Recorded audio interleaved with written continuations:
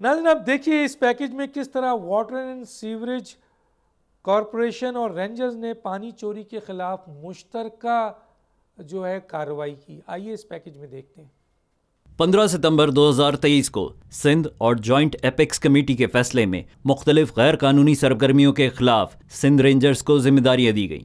Water and sewerage board के साथ मिलकर एक मजबूत और मुकम्मल मनसूबाबंदी की गई, जिसके नतीजे में गैर कानूनी कनेक्शंस के खिलाफ ऑपरेशन जारी है और पानी की फराहमी भी मुनक़ता नहीं हुई। इस वक्त भी ये ऑपरेशन 2 फेजेज में हो रहा है। पहले फेज में गैर कानूनी हाइड्रेंट्स के खिलाफ एक्शन 15 सितंबर 2023 से शुरू किया गया और अब भी जारी है। इसकी तफसीलात ये हैं। गैर कानूनी हाइड्रेंट्स को मुकम्मल सील और तबाह किया गया। इनकी तादाद 210 है।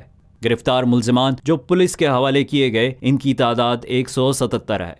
FIRs जो रजिस्टर की गई, इनकी तादाद 115 है। वाटर टैंकर्स जो पकड़े गए, इनकी तादाद 300 है।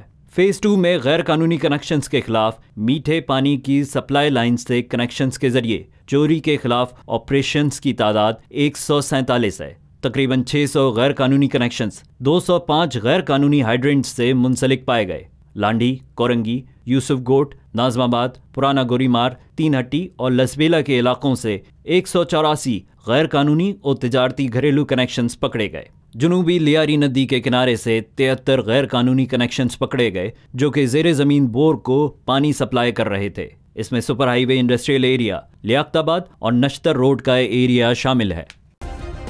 सब्सक्राइब करें और बेल दबाएं ताकि कोई खबर रह न जाए।